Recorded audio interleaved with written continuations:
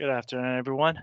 We're just going to give a bit of a minute or two just to get everyone settled in, and we'll get our afternoon started. Thank you.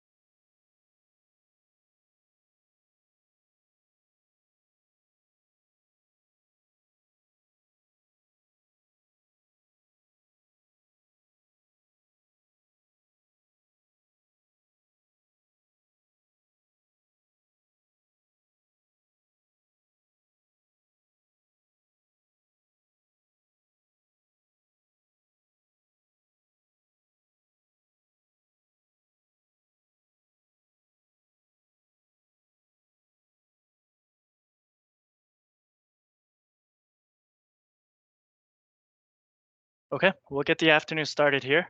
Welcome, everyone, to our first dedicated locator town hall.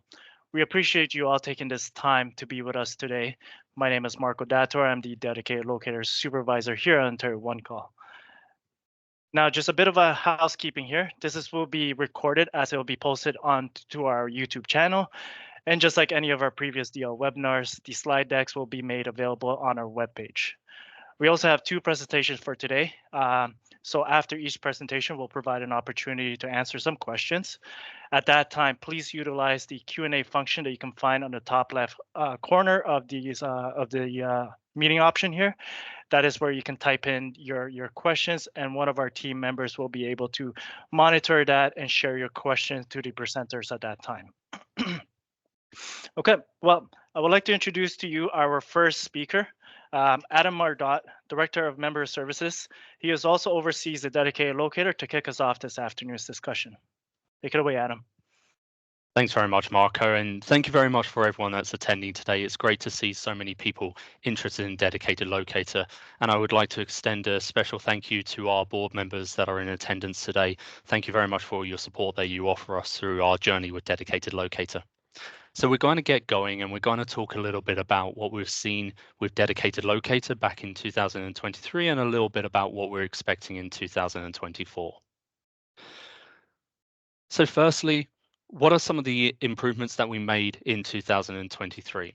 Well, firstly, we streamlined a number of pieces of documentation. And this is something that we're continuing to roll into force and something that we've been working on with the industry stakeholders up until this time. Obviously, there's an awful lot of information that everyone needs to make a DL project successful, whether you are a project owner, an owner of infrastructure, or the DLSP.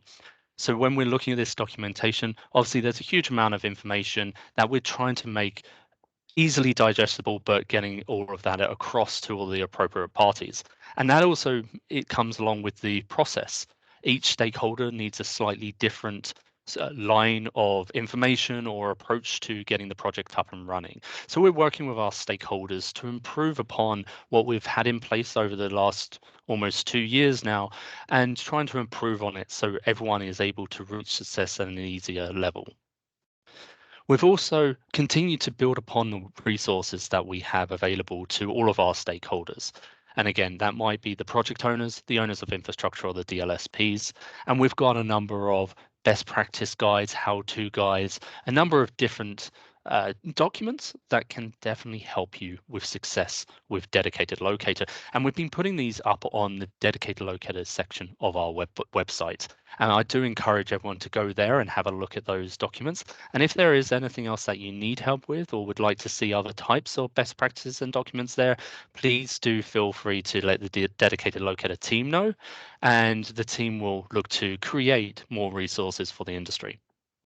And finally, we've been trying to work on our exposure to the industry and increase the knowledge throughout the industry. And last year, we certainly went to a large number of conferences, association meetings, board meetings, trying to get into areas where we can present or be part of a panel and continue the conversation so that everyone has the opportunity to be part of that conversation. This we see as a vital part of reaching success with Dedicated Locator. We need to have everybody involved with moving forward, and we're going to continue that increased exposure throughout 2024 with a number of speaking opportunities and panels set up, and even with areas like the region of Niagara have invited us to discuss Dedicated Locator when they do their flag raising for Dig Safe Month. So we thank them for that, and any other areas, especially municipalities. If you do have times when you feel it might be an opportune moment for us to come and talk, please do feel free to reach out. We'd be only too happy to attend. So what did we see in 2023 in terms of project owners, the ones using Dedicated Locator? Well, initially in 2022, it was 6 project owners, predominantly telecoms. We saw that people were trying to understand what Dedicated Locator was, how it fits into their projects, how it fits financially into their projects. There was a lot to understand and unwrap. And certainly we saw a number of people utilizing it, but still working through how it works best for them.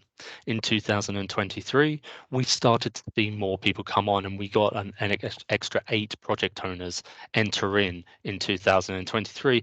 And we started to see a couple of hydro and municipalities start to join with Dedicated Locator, and we continue to see the interest in those sectors. And so far in 2024, we've got another 6 project owners so far, and we expect a number more to come on board. And we're starting to see the transit projects come in and get involved, whilst more telecoms are still coming on board as they are seeing the benefits of Dedicated Locator. But we're also seeing some other areas like home builders starting to get interested in Dedicated Locator, as well as a number of other municipalities. The one thing to note here is that we continue to add, but no one leaves Dedicated Locator once they start using it. The benefits are there to continue to use Dedicated Locator. We've seen the requests coming into Ontario One Call continue to increase. So if we look at the grey line down towards the bottom there, this is 2022. It's a steady but slow increase. Again, the industry was trying to understand a lot about Dedicated Locator, how to work it, how to set it up appropriately. We did see this steady increase throughout the year, and then a slight dip at the end of the year, which is consistent with the dig timelines that we see here in Ontario. Obviously, we have a peak and an off-peak season.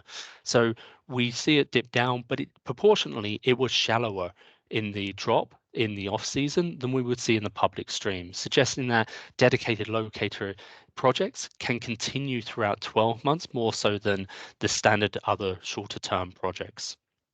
And then we entered into 2023, and we saw a sharp increase. And in January, 5,500 requests came through our system. A slight dip in February, obviously shorter month. We've just seen a large increase in requests coming in January, but then a steady increase throughout the remainder up until about July, August time, and then there was a sharp decrease.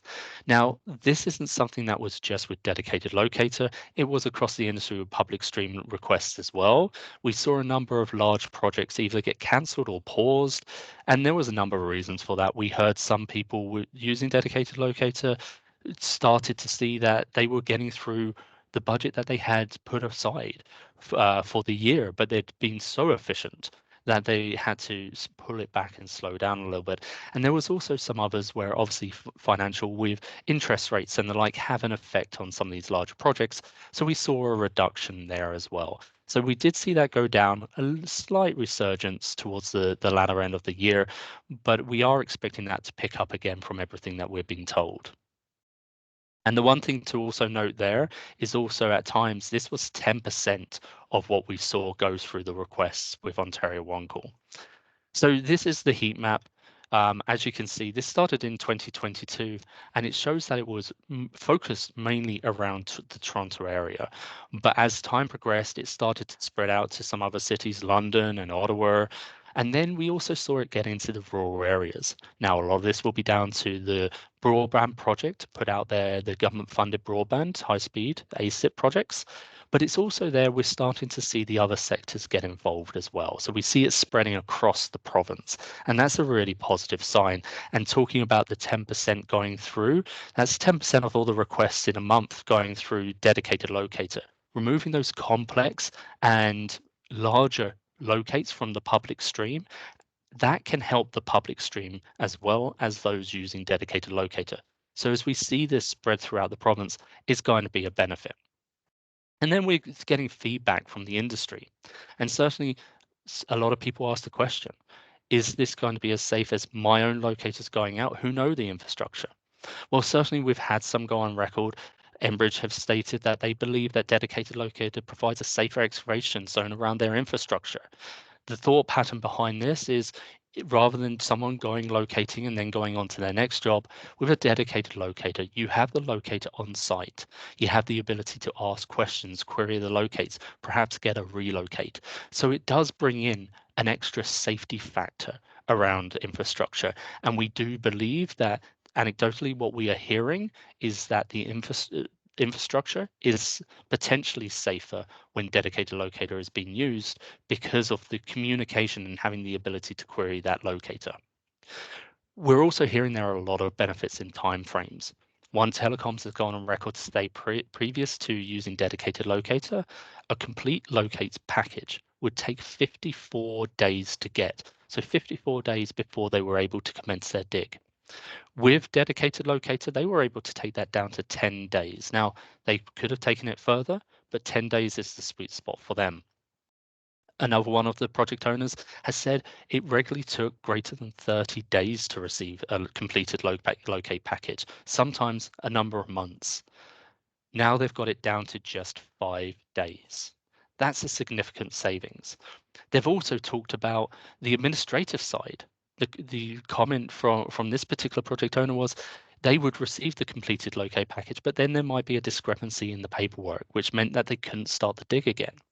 So that might take weeks, if not months, to follow up and get the appropriate paperwork. So again, you've got weeks and months for the locate and perhaps weeks or months for the paperwork to be rectified. That's a significant delay. With dedicated locator, they took it down to 5 days and they removed a lot of that administrative burden. It's a lot of benefits, but it isn't without some roadblocks. Mapping infrastructure, where infrastructure is, a lot of our owners of underground infrastructure may have some issues in that area, and we have seen that. And I'm going to talk about that in a little bit. The legislation, there's something that a number of project owners at the moment are struggling with, and that's the 100% requirement. And that means 100% of the owners of underground infrastructure, as per legislation, must agree upon a dedicated locator with that project owner. Now, if one underground owner of underground infrastructure is unable to agree to that dedicated locator or provide their mapping, then we have been given a legal opinion that it isn't able to be a dedicated locator project. That's something that we have taken on and we are working on internally. And certainly we are working with our ministry partners to find a resolution for that. And we do believe that we have found a solution. And as soon as we've got that solution down formally, then we will be communicating that with the industry. But these are the type of roadblocks that we are working on diligently at Ontario One Call's end to try and help the industry realize success. And finally, the sharing of mapping or data with competing companies. This is something that we've seen from the very beginning. One company doesn't want to give their data to another competing company because they see it as a business interest. Well, the fact is, a lot of this information is out there anyway. You can request to locate and get the location of most infrastructure very quickly.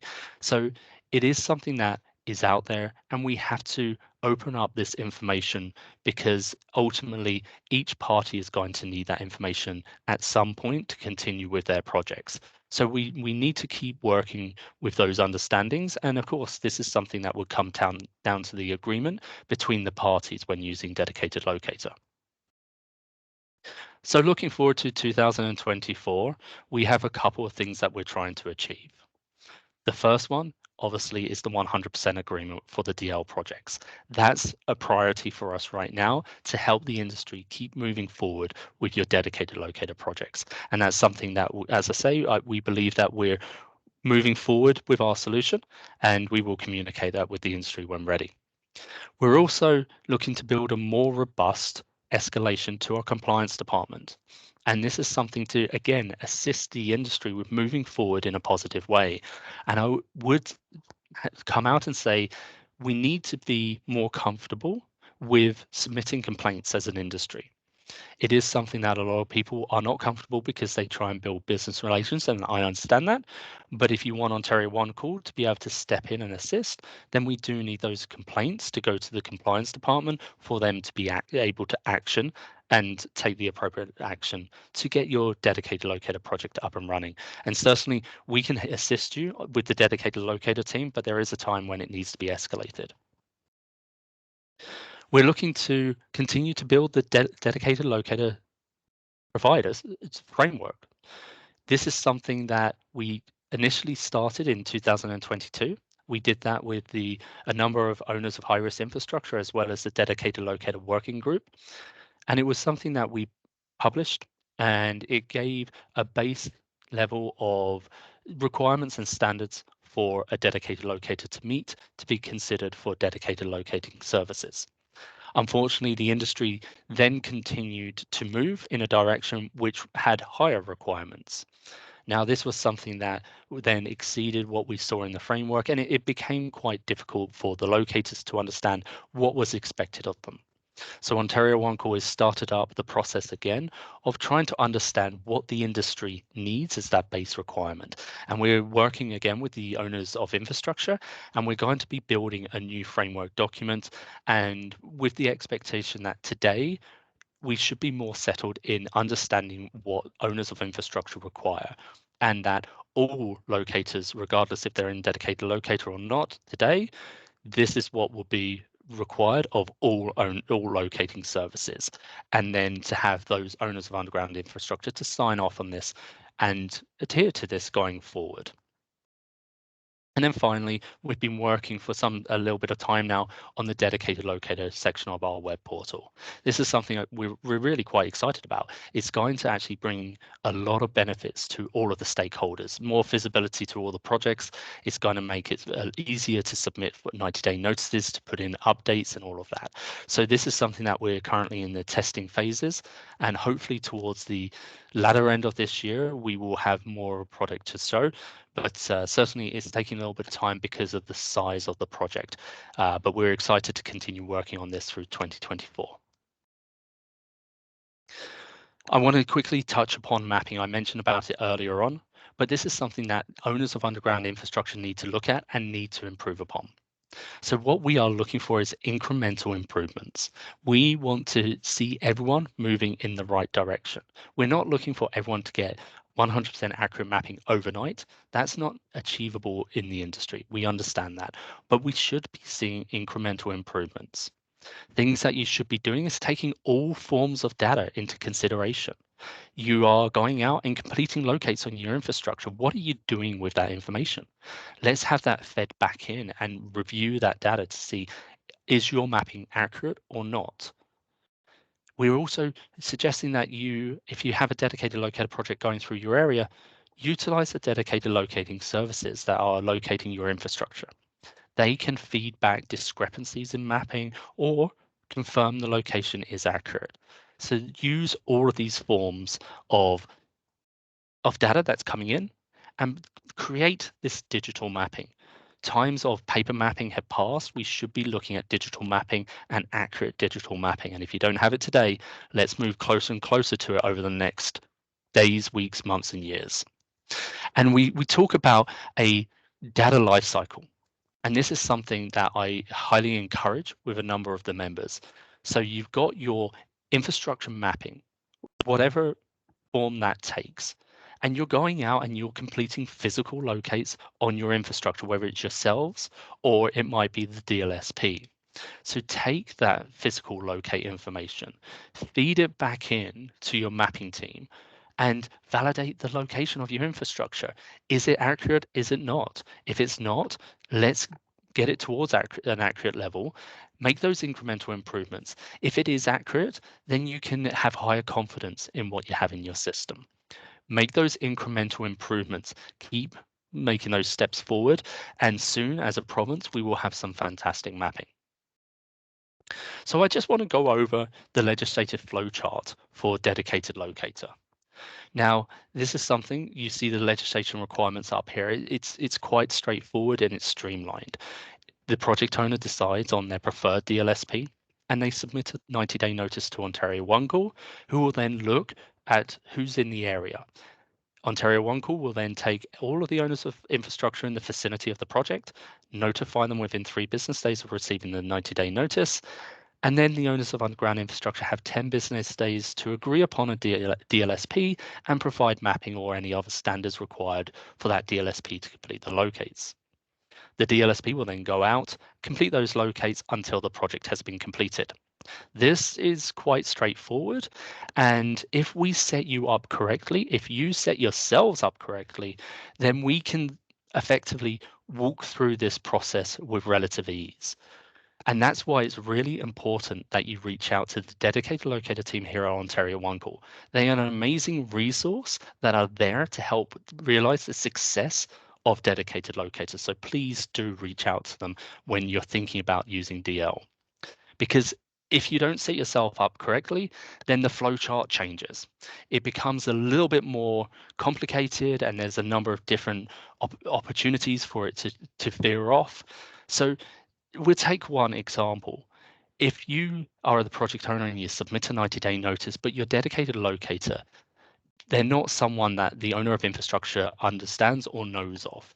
Well, the owner of underground infrastructure is going to need to do their due diligence to understand who they are, what training they have, experience, insurance, all of those things. Well, that's going to take a lot longer than 10 business days. So all of a sudden, you start to break away from that simplistic flowchart, and we have to go through a number of different steps. So if you want to make it as simplistic as possible on all parties, please do reach out to the DL team, and we can minimize the number of offshoots on the flowchart that you will be experiencing because we know what others have experienced up until now. And with that, I'm going to hand over to Marco Detour. He's the supervisor of our dedicated locator team here at Ontario One Call, and he's going to talk about some of the services that the DL team can assist with. And over to you, Marco. No, thank you, Adam. Now, before we move on to the next part of my presentation here, I really want to emphasize some of the key functions that our dedicated locator team can provide to help all stakeholders maneuver successfully through the DL process. As you can see from Adam's previous slide here, the simplistic legislative flowchart compared to the reality of things showing the industry flowchart, there are many multiple stages and scenarios that our DL team can intervene, provide guidance for success. So reach out to us. We are here to help. Okay, so we want to start off here going through some of the updated forms that we have provided here for 2024. Let's have a look at the initial DL project notice form. Now, this is the initial form to be submitted to our DL team by the project owner. It is available to download on our webpage or simply reach out to our team for a copy of this. Now, this form, as a project owner, you really want to ensure to provide as much detail as possible. And once again, utilize our DL team to help you through this submission form. You also want to include a map detailing of your project work area. This helps us narrow down the affected infrastructure owners within your project area to send out the notice of your project. Have all this information available from the start will definitely save some of those back and forth clarification requests during the crucial 10 business days to agree on a DLSP for the project itself. Now, moving forward to the next requirements here. After the submissions of the form is accepted by our team here, the project notice emails is sent out to the affected infrastructure owners. To these steps, we introduced two new sign-off forms that would help streamline with the legislative requirements. Now, originating from the previous single sign-off version that we had to color code this new forms to have better clarity for for all stakeholders here. Now, let's start off with the preferred DLSP orange form. This is a form that is attached in the initial project notice email that is to be sent out by our DL team to the affected infrastructure owners. So they will be receiving this from our team itself with the attachment of the notice form with all the information of the project. Now, this sign off complies with the infrastructure owner and the project owner agreeing on the preferred DLSP for the project. Now, in the second form here, as you can see, it's followed by the mapping and information green form. Now, this is on the green form here. This form is provided by the DLSP to the infrastructure owner to sign off once the mapping and such information required to safely locate the infrastructure has been provided according to the Act. With our limited time here, we can provide an in-depth session separately to our monthly Q&A, our monthly DL webinars, or contact our DL team to go through these more in depth if you want to go if you have further questions in regards about these new forms and what part of the process they are with our new process. Now, with the extensive DL process illustrated in the industry flowchart, we want to review the requirements that each stakeholder faces and some of the recommendation or best practice for success. With each stakeholder playing an important role with the DL process, we want you to get ahead to understand each stakeholder's legal requirements. This allows you to identify the challenges, the gaps, have solutions for these. Now, with having a solutions and identifying these at an earlier stage, this could help you out, determine timeframes required internally or externally within the process to help you stay in compliant. Now, let's look at the first requirement here. We'll use the sample of the project owner first, right? On the left-hand side here, we have the legislative requirements, starting with the initial DL request notice. This is submitted to our team at least 90 days prior to the project start date. Then the project owner and the infrastructure owner must agree upon the DLSP. From there on, the project owner shall provide project updates to our DL team at least every 90 days. Now, on the right-hand side here, now you're looking at the recommendation. Providing a defined mapping of your project location can really help the infrastructure owners review whether they are truly affected and provide you a quicker response time upon the acceptance of the DL project. As a project owner, you may also want to consider some sort of a form of a DL setup checklist.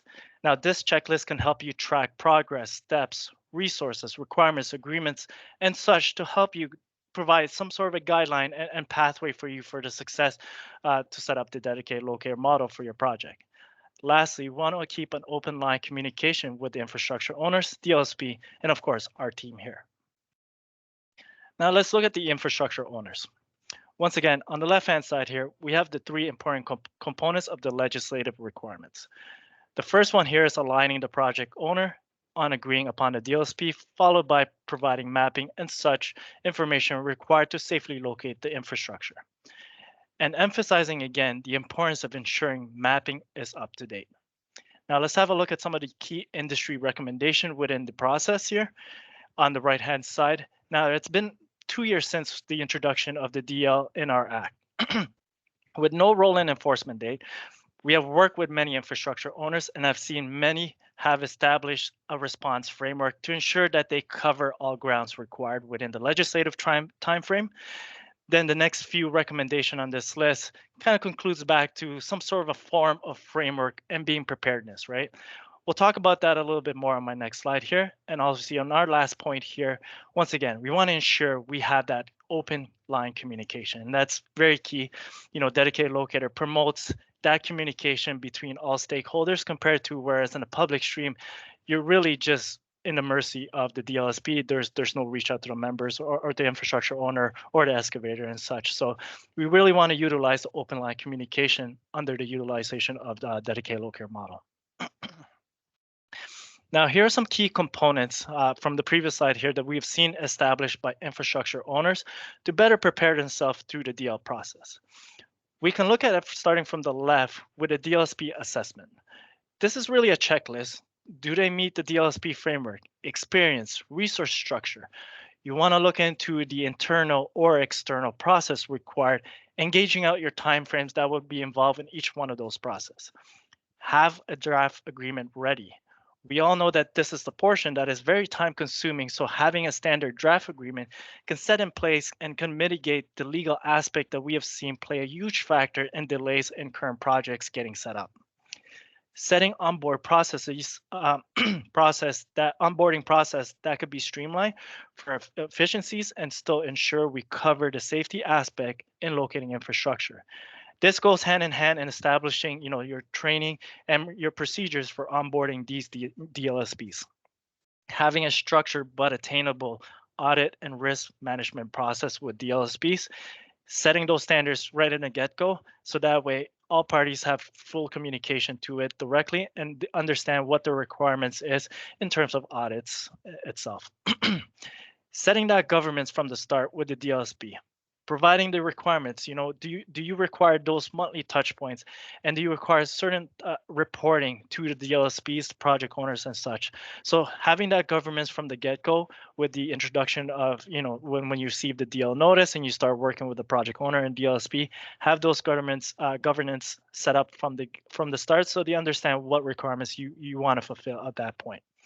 And last, having that escalation process and field support in place. Now we're moving forward to the DLSP requirements here. We can look at the legislative requirements for them. First off, obtaining the mapping and necessary information required to complete the locates from the infrastructure owners. From that on in, they have 10 business days to complete a locate, but essentially under the DL model, it is to when and where it is required by the project owner. So really that 10 days is just there for formality, but it is when and where, really when the locates are required by the project owner. The DLSP still have to complete the 360 feedback when completing the locates. And now let's look at the right-hand side here. We can look at the recommendation. First and foremost, have the understanding and meeting the DLSP framework. Now, as per Adam's comment here, we have established a framework here in 2022, but we are currently actively working with infrastructure owners and high-risk infrastructure owners to revamp that, to update that framework for better stable efficiencies and stability throughout, the standards of what infrastructure owners are looking for. So these are the main key preliminary qualifications that to start off with. Now, with successful DLSP currently active in this industry, we've seen many of those have find success by having a thorough implementation plan or checklist that provides them, again, a guideline through the 90-day process in obtaining infrastructure owner approvals. We can expand on this a little bit on my next slide here, but also again, on the last point here, look to get ahead to assess and expand your QA and training program for your DLSP to ensure you're meeting all the standards that's currently in place right now. Now, here's the illustration on on components to consider in a DL implementation checklist for DLSPs or LSPs that are looking to become a DLSP. In the preliminary phases here that we start off here on the left-hand side is an LSP interested in servicing as a DLSP should consider that they meet the framework. Cannot stress any more than that. The framework is there. Assess your locate capability, address the gaps that you have right now with your resources, trainings and such. Start that open line communication with stakeholders that will be involved within the DL process. Then we move on to the action plan phase, where the LSPs have have a project owner that will put them forward as a preferred DLSP for their DL project submission. Identifying infrastructure owners, specific assessment, training, onboarding process that you will encounter during that time, and once again keep that open line communication through the process here. Then we look on the right hand side there, the post action phase. DLSP should consider development, continuous development of performance and reporting that may be required, streamline across all infrastructure owners, or there may be specific ones that each infrastructure owner may require. And that's once again going back to assessing, what are the requirements by the affected infrastructure owners within the project area. Then our last point here is the QA, whether or not it's a third-party QA or working with the infrastructure owners in setting you up or structuring your own in-house Q&A program going forward itself to give you better success going forward into the DL model as a DLSP.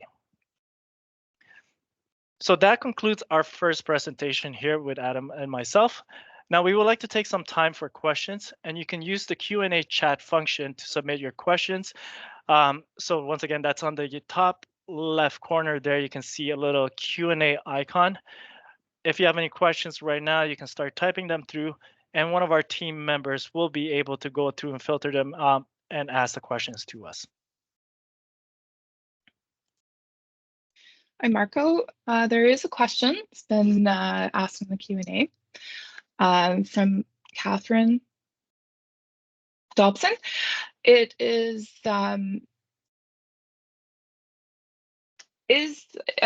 members mapping, is it expected to be kept up to date in real time as projects are being built? I think what she's saying here is that there could be, they're building their infrastructure and dedicated locators are working in the same area, and are members expected to have their mapping kept up to date with the DLSP at all times? Sure. So why don't I answer this one? I'll jump in, and certainly it is something that you should be keeping your mapping up to date. Obviously, you should be providing the mapping to the DLSP as you would to your own locating service, and you should be keeping it up to date. Obviously, you want them to have the most accurate records as you go along. So that would be the best practice, absolutely. And again, if there are any discrepancies, then that should be communicated too. Again, you should be treating the DLSP in the same way and providing the same information that you provide to your own locators to make sure that the locates are accurate and completed in a safe manner. Okay, seems Thank like we you, have Adam. Yep. There is another question from Sean asking, where can you apply to be a DLSP? Okay, so it's not actually something that you can apply to be per se. It is something that obviously the owners of the underground infrastructure will have certain requirements. The framework is a very good starting point. Obviously, we are going through that review right now. So as soon as that has been reviewed and the updated version published, that would be a really good starting point. I would recommend reach out to the dedicated locator team here at Ontario One Call. Start those conversations, and you're going to have to talk to the owners of infrastructure, specifically the owners of high-risk infrastructure first, to understand what they're going to need from you as a locating service. And there are a number of requirements that they will need to allow you to be able to locate their infrastructure, and that will include things like training and experience and things like that. So a lot of conversations to be had. It isn't something that is a quick turnaround, I will say that. It is something that needs an amount of work, but starting the conversations earlier is better. And I would recommend starting with the owners of high-risk infrastructure and the dedicated locator team here at Ontario One Call.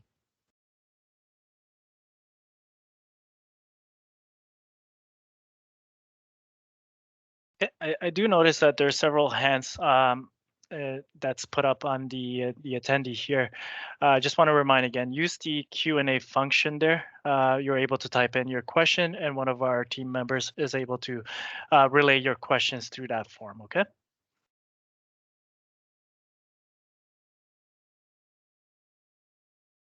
And while we wait just another minute or so to see if there are any questions before we move on, I would just put out there again, this is something that is a team effort. This isn't just a one call side or a project owner or an owner of an underground infrastructure or a DLSP thing.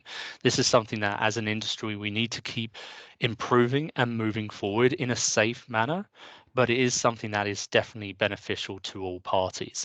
So this is something to come together. And again, any conversations that we can be part of, we're more than happy to be there. And if anyone has suggestions of where we can be involved or have those conversations, please do reach out to us. We'd love to have the opportunity to come out and talk to people that either are trying to understand dedicated locator or to this point haven't had the opportunity to learn about it.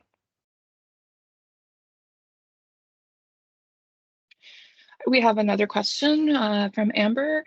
Is this something that subcontractors are responsible or would be required to us ourselves?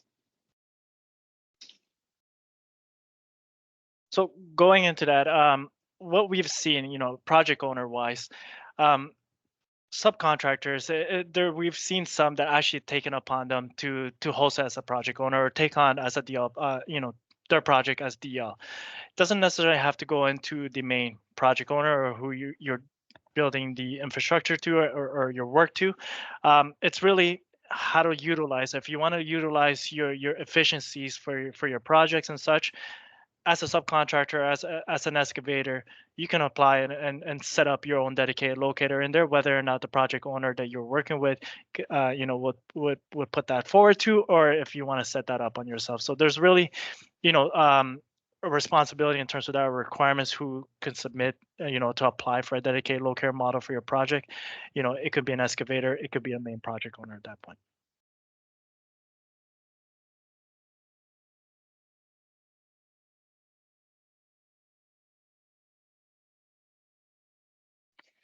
There is another question here from Claire asking, will there be any grants for municipalities to update their mapping? So there aren't grants from Ontario One Call. No, it is something that we need to be moving towards, and I understand that there is a cost associated to using or improving mapping, but it is something that is already in the legislation. Owners of underground infrastructure must provide Ontario One Call accurate mapping. So it is something that should have been done since the original bill received royal assent, and owners of underground infrastructure all had to be on board in 2014. So we should be seeing that improvement over time. And if you haven't improved up until now, it does make the task a little difficult. I understand that, but certainly if you don't do it now, the task becomes more difficult and more costly tomorrow.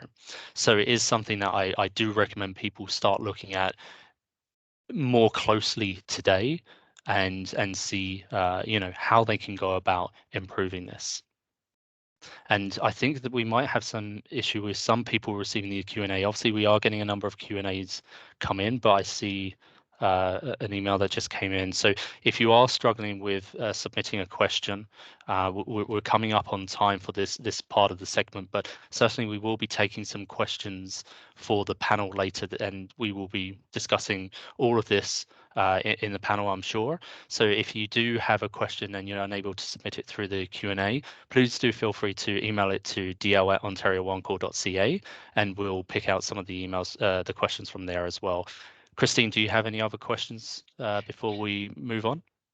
Yeah, there's, I guess, the last question from Doug Lapp. Do all underground infrastructure owners have a point of contact or want to be a DLSP to reach out to in order to determine what's required of them? So Marco, I'll leave that one to you. Sorry. I have to go through that question. Sorry. Do all underground infrastructure have a point of contact? Yeah, really, it's the point of contact is really just initiating, starting with us here, getting that set up, getting that reach out to us. Sorry, bear with me here. Adam, you want to take that over just a little bit? Sorry, I'm having a hard time seeing that question here. Yeah, absolutely. So yeah, if there are points of contact with the owners of underground infrastructure, we do have a number of contacts that we can get you into communications with. So again, reach out to the dedicated locator team here at Ontario One Call, and we can get you in contact with the right people there. Certainly, they do have specific people that you would be looking to talk to. Again, reach out to us, dl@ontariooncall.ca, and the team will be able to connect you for sure. It isn't something that we just give out generally because there are so many different companies, but we have the appropriate contacts.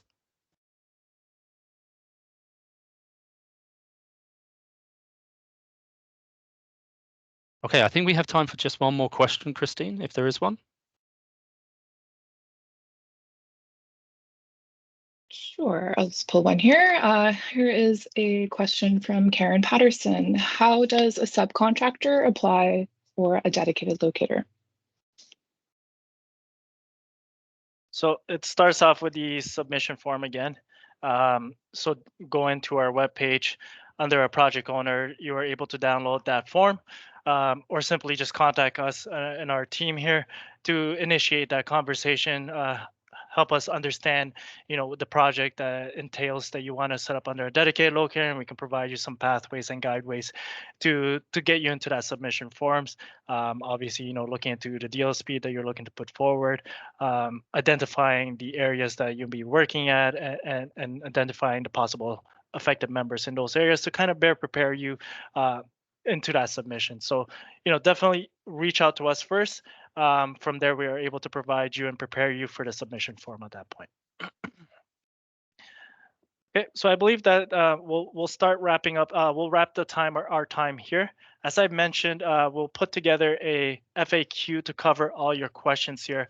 But moving over to our next part of our town hall here, keep in mind we still have the opportunity to ask the questions as well on our panel discussion group after our next presentation. Sorry. And with that, obviously, we want to introduce our Ryan McPhee, our Director of Compliance and Industry Performance. He'll be providing some insight of the dedicated locator compliance viewpoint, and take it away, Ryan.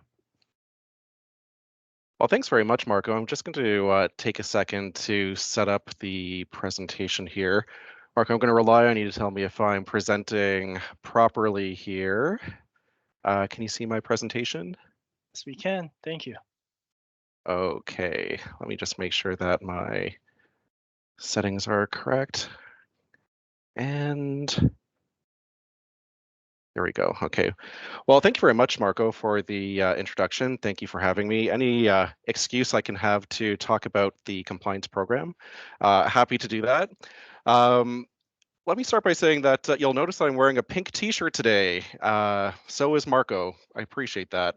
So I'm wearing a pink t-shirt today and not my usual Ontario One Call branded polo. I'm doing this in recognition of Pink T-Shirt Day that seeks to raise awareness of anti-bullying. It's a really great initiative. There's lots of information online and worth learning more about. And just as Marco was saying, there is a Q&A session at the end of my presentation. So go ahead and ask questions at any time through the Q&A function at the top of your screen, and we'll be sure to get your compliance-related questions asked before the next section, which is the town hall discussion. So while my experience is in compliance and enforcement, over the last year, I've had the privilege to meet with underground infrastructure owners or UIOs, excavators and locators to learn a lot about how our sector works, how it works practically, what are some of the challenges facing it. And there's still a lot to learn. Our sector is really much more complex than I expected when I started here at Ontario One Call. Now, our Compliance and Industry Performance Team, or CAPE, prioritizes cases involving public safety as well as locate timeliness. DL complaints are a high priority for us in CAPE because they tend to be the priority projects like broadband. Now, not to veer off course too much, you may have seen Ontario One Call start to increase its communications about the administrative penalty regulation that's coming into force on May 1st. We have a webinar scheduled on March 20th to help the sector prepare for that. I'll have a QR code pop up shortly, or actually on my last slide this afternoon, to help you register for the webinar if you'd like to learn more about the administrative penalty regulation. But today, of course, I'll use my time to talk about how the Compliance and Industry Performance Team and the DL team work together. And yes, I will talk about administrative penalties as they relate to the dedicated locator program as well. Okay, I hope that I've moved on to my second slide here. Someone tell me if I haven't. Let's start with the compliance approach. Now, when a concern is escalated to CAPE from our colleagues in DL, our first step is to confirm whether a case is in fact caught by the DL provisions of the Act. In this table, you'll see you'll see what investigators consider when making this determination. This is language out of the legislation, so I'll just take a second to read the first slide. DL projects, so they are designated broadband projects that commenced on or after April 14th, 2022. Why April 14th, 2022? That is when provisions of our Act rolled into force, as well as excavations or digs where a project owner decides to use a dedicated locator. Yes, there is a third criteria as well for projects being caught by DL. It reads, an excavation or dig project that satisfies such criteria as may be prescribed by the minister. Now, that criteria didn't make its way to the slide today, since at present there are no projects prescribed by the minister, although that could change at any time in the future, and if that happens, of course, we'll adjust accordingly. You'll see advance requests in the second column. So just a shout out for something happening next week. You're welcome to join us for our Regulation 124 exceptions to the time limit for standard locate requests. That webinar is on March 6th, so just in a week's time, to learn more about the difference between a single civic versus advanced locates, and of course, what locates fall under the DL requirements for legislation. For today, what I'll emphasize is the note in the last box, which reads, projects that meet both the definition of a large locate and a DL project must proceed as a dedicated locator project. So we're talking about the DL provisions of the Act. This visualization shows us how concerns flow from Adam and Marco's team in DL to my team in CAPE. So this is a fictitious example of an alleged contravention of subsection 7.7, which requires affected members and the project owners to agree on the use of a single dedicated locator. I'll take a minute to read the slide.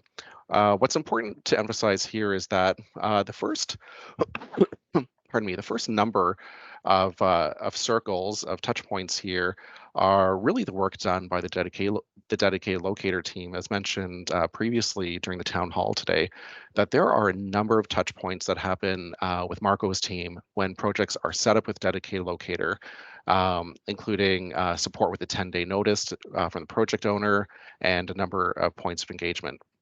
What heartens me is that the compliance industry performance team is urged into action after the DL team has sort of exhausted their opportunities to consult and to support, and after Marco has had an opportunity to review and to connect with parties.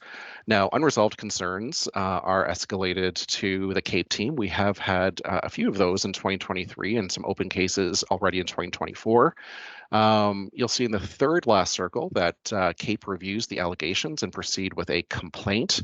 Now, parties subject to the complaint have 5 calendar days to respond, to resolve, or to respond to the complaint and to respond to the complaint, and then before the matter is escalated to investigation if necessary.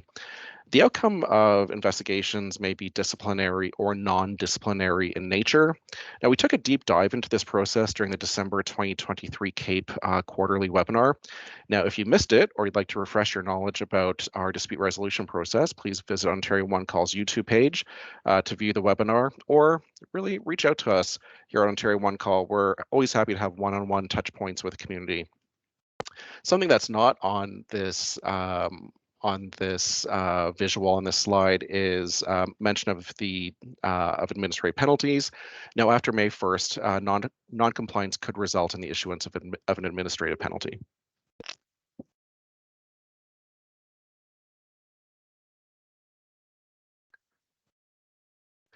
So that's a lot of process, and I thought that I would take this group through a recent scenario, a real life scenario, to show how we practically work together here at Ontario One Call interdepartmentally. So last month, following several touch points with underground infrastructure owners as well as the project owner, our colleagues in DL escalated a case to CAPE. The DL project was caught by the dedicated locator provisions of our Act because it was a broadband project that commenced after April 14th, 2022.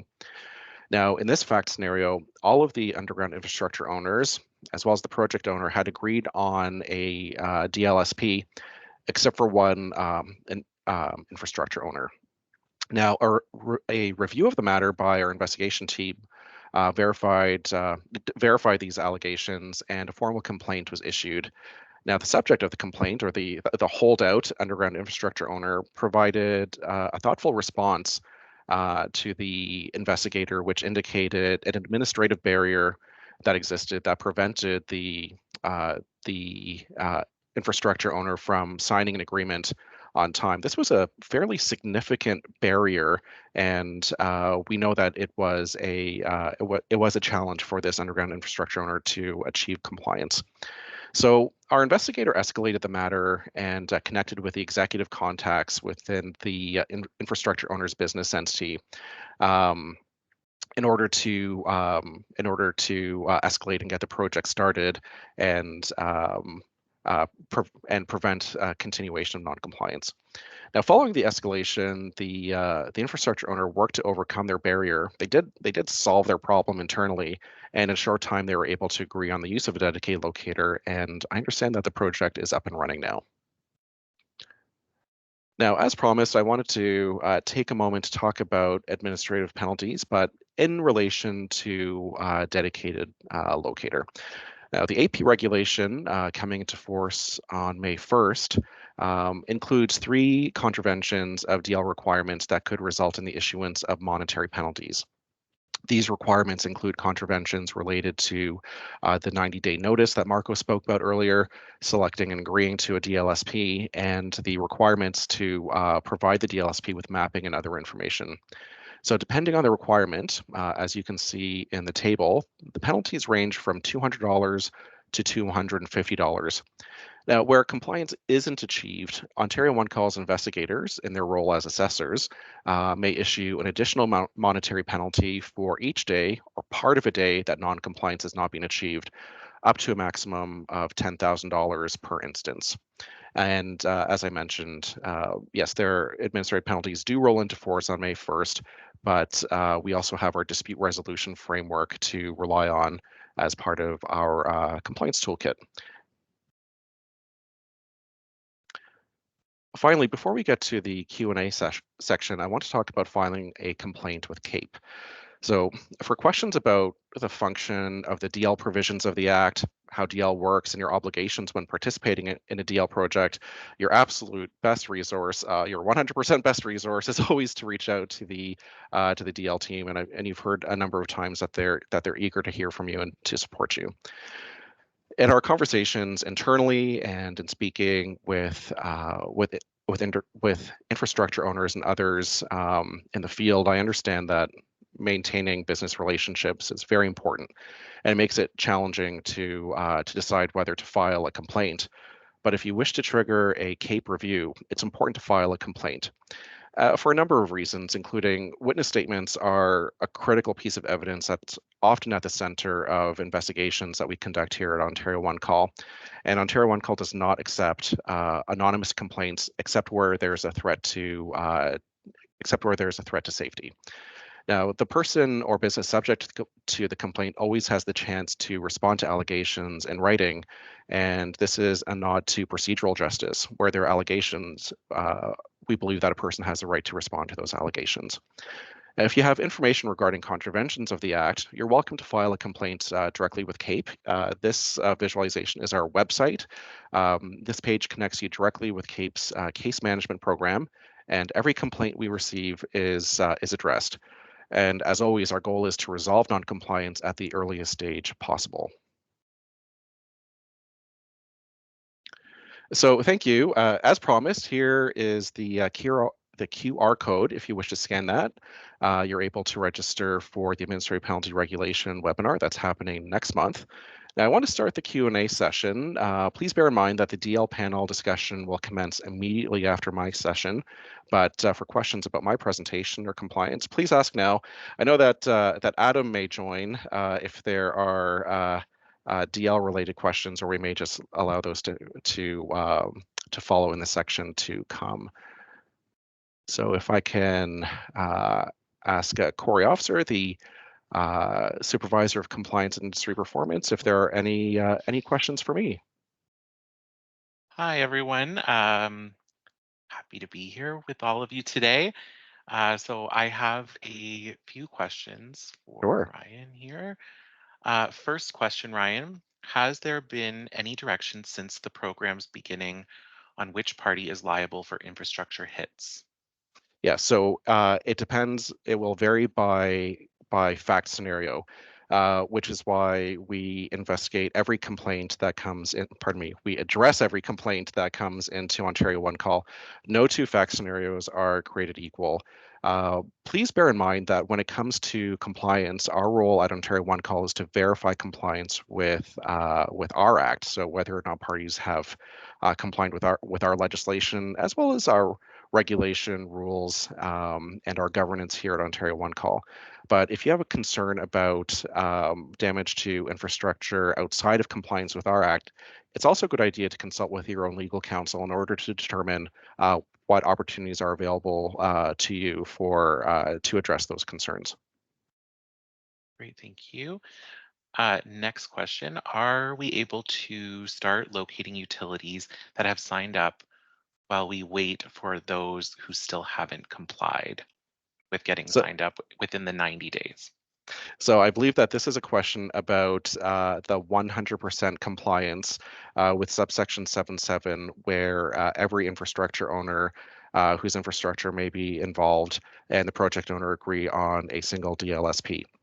We do receive those concerns in CAPE. So I'll echo back to Adam's comments earlier today that at One Call, we recognize that that's a challenge for the sector.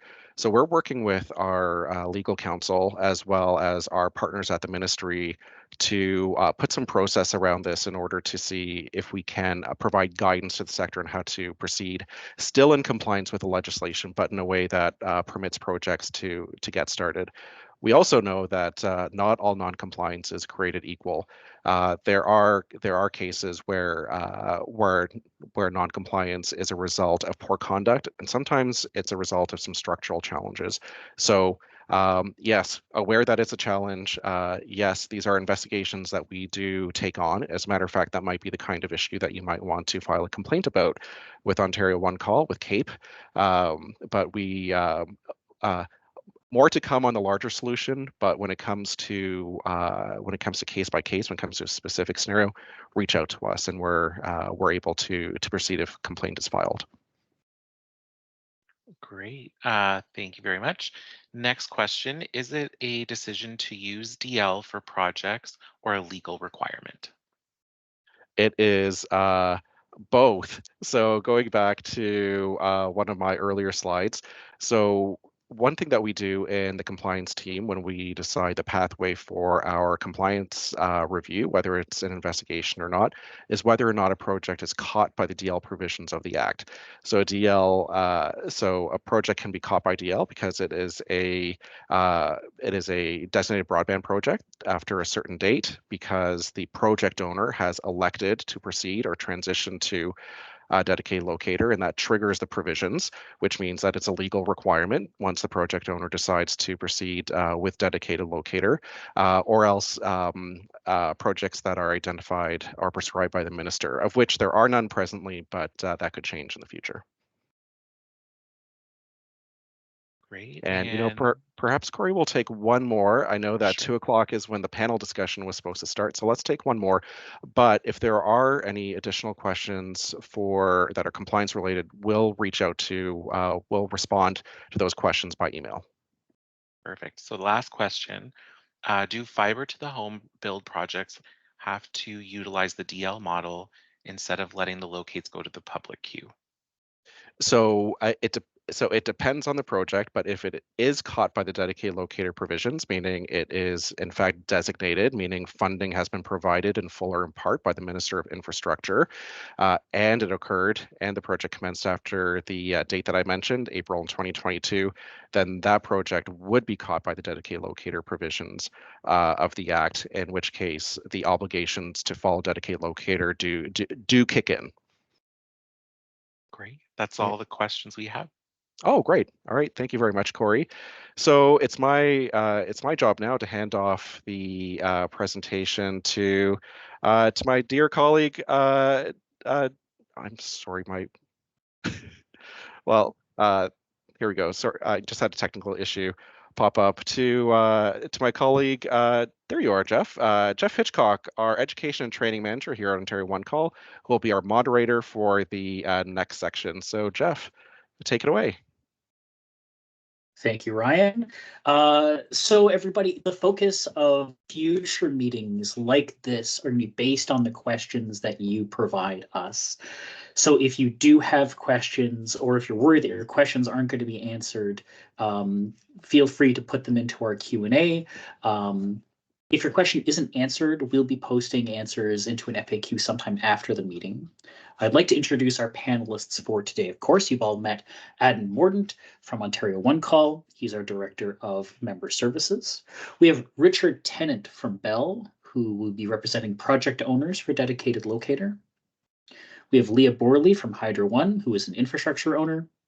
And we have Phil Cloutier from ACON, who is both a dedicated locate search provider as well as an excavator.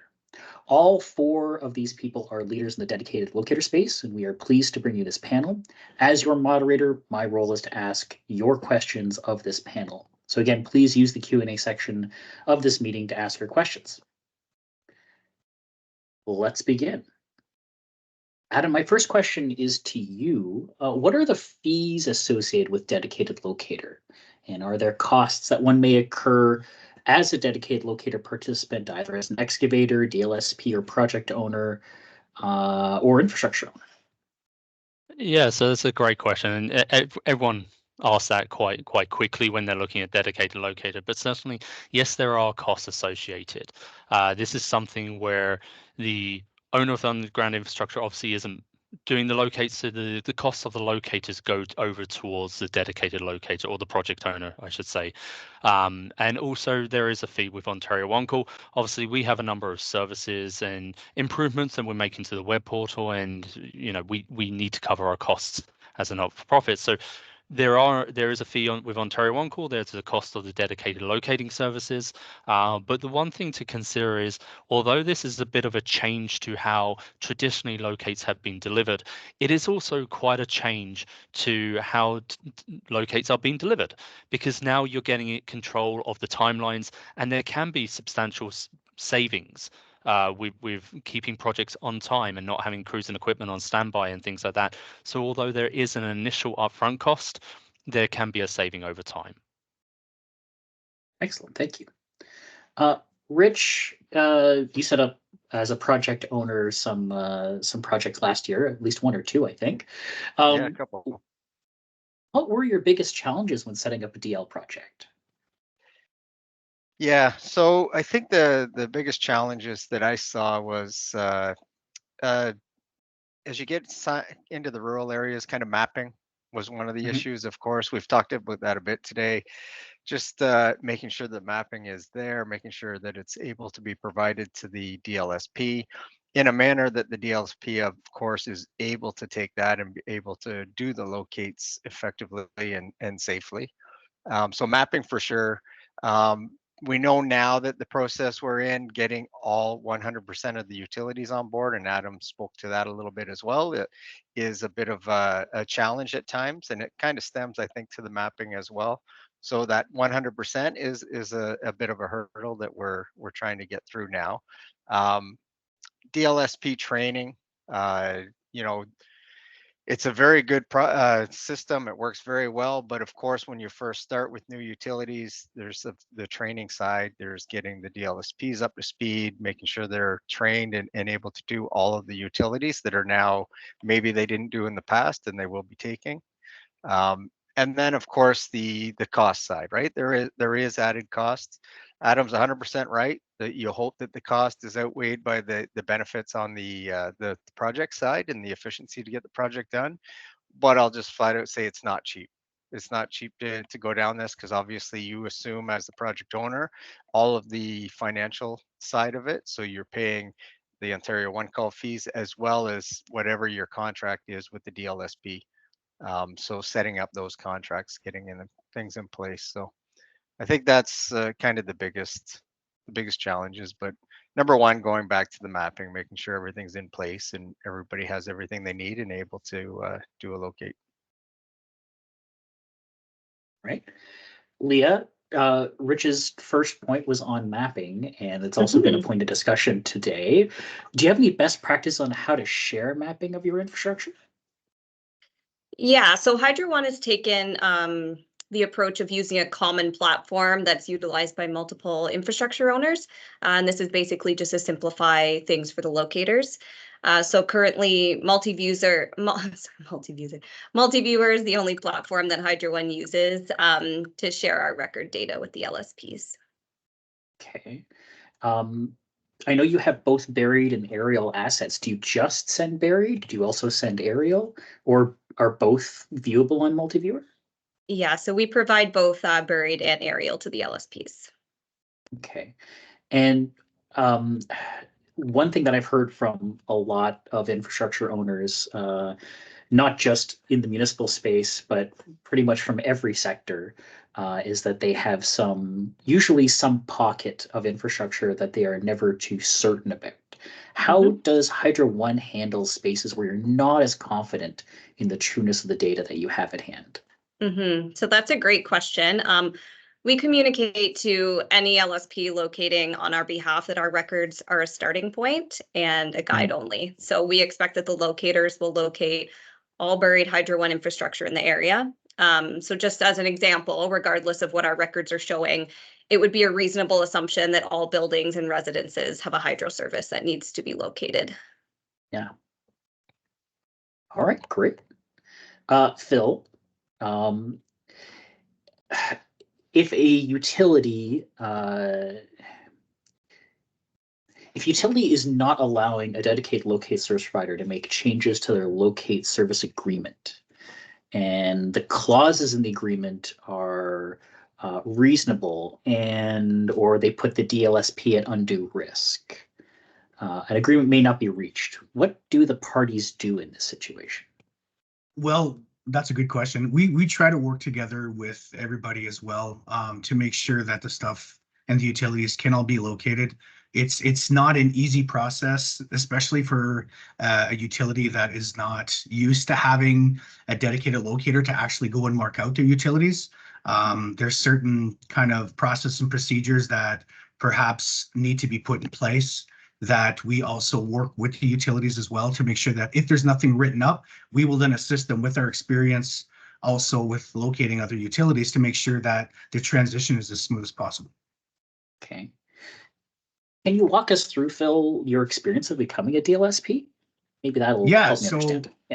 Yeah, so we've been doing the dedicated locator thing since 2002. It wasn't called a dedicated locator at that point. It was more or less called the self-direct model. So ACON, which was QX at the time, we were actually marking out some utilities, and for some of our projects are on our gas side, telecom side, whatever the case may be. Fast forward to, let's say, 2016, 2017, we actually came along with the Kronos project, also with Bell, to actually do the dedicated locate model to assist with our excavating crews. And fast forward to what we are now, we're doing some dedicated work for Bell and also for Telmax, Enbridge, and other utilities that also want to be a part of the actual model as well. Okay. Adam, this question's kind of related. Is there a document available that explains the detailed process of becoming a dedicated locator? I know there are a lot of people who are interested in becoming DLSPs. Yeah, absolutely. So that goes back to earlier I was speaking about the framework, the DLSP framework. So that's something that we're currently working on updating. It needs to be brought up to the current standards of what the owners of underground infrastructure are expecting. So we are working with the owners of underground infrastructure right now to update that document. But certainly the current document is still a good starting point because it guides you in the right direction to get you the knowledge that you need to have certain training. You need to have insurance in place. You need to have a couple of other pieces of software like ISNetworld and things like that. So it is a very good starting point, and the revised version, when that's released, will have even greater information in there to assist bringing those DLSPs on board. Rich, this next one is for you. What have you seen as the benefits of working under dedicated locator rather than the public ticket system?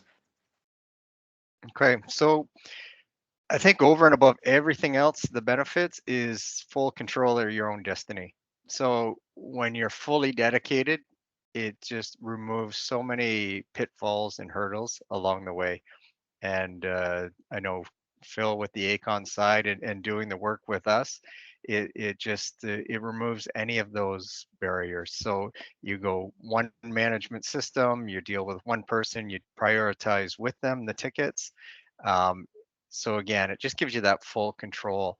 So it improves your project timing, it improves your being able to finish your projects on time. It gives you with the DLSPs that kind of single point management, working with them kind of one-on-one, whether it's weekly meetings, whatever it may be. So just that communication is streamlined.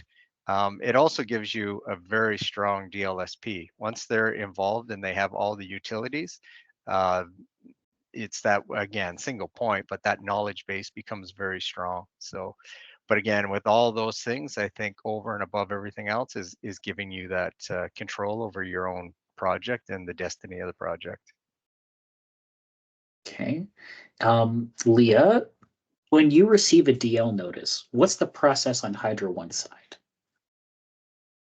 Great question. So I can give you a high-level process of what happens. So once we receive the DL notice, we will review the request and then sign off on the new preferred DLSP form that you guys saw in Adam's and Marco's presentation within 10 business days. From there, we determine whether we currently have an active contract with the DLSP.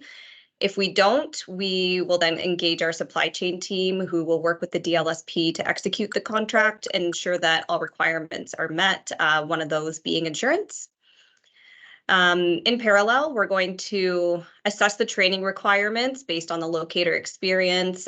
We'll discuss IT requirements for ticket management and record access. So what are they using for their ticket management software, as well as just making sure that they're aware that we use multi-viewer to access our records. Once the training's been completed and all other requirements have been met, we would then sign off on the mapping and information form, which allows Ontario One Call to apply any suppressions to our affected station codes. And as this is happening, we would also release the required records to the DLSP. So and then going back to an earlier comment in Adam and Marco's presentation, throughout the whole process, just ensuring that we're keeping that open line of communication with all parties involved, so everyone is on the same page and just know where everyone stands throughout the process. All right. Phil, this next one's for you, and one that I've heard actually quite a bit from a lot of our municipal stakeholders. How do you handle unlocatable water and sewer infrastructure? Now, understanding that Acon was a water and sewer locator before dedicated locator, and you guys had your hands in that too. Yeah, so what we typically do is with the records that are provided to us, which some of them, as we stated before, they're not, let's say, the greatest records, but it's kind of a work in progress. Sorry. What we usually do is we see what the process and procedure is put in place by the actual utility owner itself. Either we mark by measurement, or with the assistance of their team, there's usually a point of contact either on the water side and the sewer side, where we can actually perhaps bring them to site, look at the kind of the area that we're at. We'll get some feedback as it's old cast, it's new plastic infrastructure that's been installed, but without a tracer wire, or the tracer wire might be broken. So we usually have the assistance of the actual utility itself, and also with the use of our hydrovacs, which I know are very expensive, but it's kind of a tool that's really good to have, as to we can actually kind of vac down to the, let's said, broken tracer wire, whatever the case may be, so we can actually assist with completing the locate itself without holding up the actual drill crews with the completion of, let's say, the fiber that they're actually trying to install. Adam, I have a really interesting question, not one that I have come across before. This one's come to us via email. What is preventing a company with trained and certified locators from approaching project owners directly and contracting to perform the dedicated locator function without going through Ontario One Call? Yeah, so it's a great question, and ultimately, what's stopping them is it's not dedicated locator unless it follows the legislation, and part of that legislation is submitting a 90-day notice. So although you can go out and solicit for business and put your services forward in the manner of being a dedicated locator, it's certainly that's something that a number of the DLSPs that are trying to get into the industry are doing, but certainly it wouldn't be performing as a dedicated locator unless it goes through the legislated route. So you'd lack protections from Ontario 1 Call 2. Yeah, I understand. Rich, what advice would you give someone looking to set up a project under DL? So number one, I guess I would say start as early as you can. Once you have enough information and really you can get going. I know we've got the 10 days and the 90 days, but at times even start before that if you have the information that you require. Get it in as soon as you can, get the wheels turning. Because it's just natural. You're going to come across some things along the way, some pitfalls. So the more time you have, the easier to get over it. Once you have the DLSP set up with them, build that relationship. They'll be your lifeline a lot of the time. So work with them as well as the excavators and set up touch points, set up calls, bridge that relationship between them and the DLSP as well, just to be on things and always monitoring and making sure, because really they're, as a project owner, you're there, but that's the important connection between those two parties as well, right? Because that's who's in the field doing the work on both fronts. Track your tickets, meter data from the DLSPs, keep an eye on that. Obviously, from a productivity standpoint, you want to make sure that you're getting what you're paying for. So set up processes like that, touch points with the DLSPs to look at that information. Another one to watch, again, back to the cost side, is watch the ticket dumping. And no, Adam didn't pay me to say this, but keep an eye on ticket dumping. Make sure that you're not just have vendors filling out months and months worth of tickets into the system that are at times going to end up not being done or get pushed out, and it just bogs things down. It also, you run the risk if they're in there and they get done and they're not needed, you run the risk of them needing to be relocated, which drives up your cost as well. Relocate sometimes are necessary, obviously, but if you can avoid them, it in the end will avoid a lot of cost to your project. But again, start early, start as early as you can. But actually, on that last point, I think I have a question for Adam on a very similar topic. This one says, if we have dedicated locator for one project, can we have them go do locates for another project or for an emergency situation, like an emergency locate? So if you have a dedicated locator, it depends on what the scope has been put into and agreed upon within the 90-day notice. So effectively, you are putting a project forward, and that is your dedicated locator project. You're not able to go beyond. That's the scope of that project. If you wish to go beyond, then you need to submit another 90-day notice with the new information, new area, criteria, and all of that involved. So it isn't oh, you've been okayed, you're good to go wherever. It is you're putting down the projects in your 90-day notice to Ontario 1 Call, and again, it has to be filed through the appropriate way for it to be considered dedicated locator and having all the correct legal paperwork and all of that. It has to go through the appropriate steps. You can't just pull them out and send them somewhere else just because you had an agreement for another area. Lee, I've got a 2, perhaps 3-part, maybe even 4-part question for you. Gosh. Okay. Yeah. So let's start off with the first bit. What type of training is required for DLSPs from utility standpoint? Okay. So training requirements are determined on a case-by-case basis, and it's really going to be based on the individual locator's experience. So at minimum, we need to ensure that all locators are competent and will deliver accurate and safe locates for excavators. Hydro One also requires utility-specific training to ensure all our policies and procedures continue to be followed. Many utilities have unique requirements, so that utility-specific training is very important. This type of training covers things such as our records, demarcation points, equipment types, any special requirements that need to be conveyed to the excavator? So for example, increased hand dig zones around certain assets, et cetera. Okay. This you might have actually already answered, but the question is, why do locators with only private locate experience require more extensive training? Right. So public load Similar locates answer? yes and no. So public load locates tend to be more congested and complex, and they have other nuances that need to be understood. So high risk infrastructure owners such as ourselves need to be confident that any locator performing locates on our assets are well versed on these nuances, just to ensure the safety of everyone involved. Okay. And are there additional requirements to becoming a DLSP than what we've already talked about? So there is. So my answer will be specific to Hydro One, but I'm assuming it would be similar for many utilities. So first off, we would require the DLSP to have a passing grade in ISN Net World. That would be a requirement in order to fully execute our contract.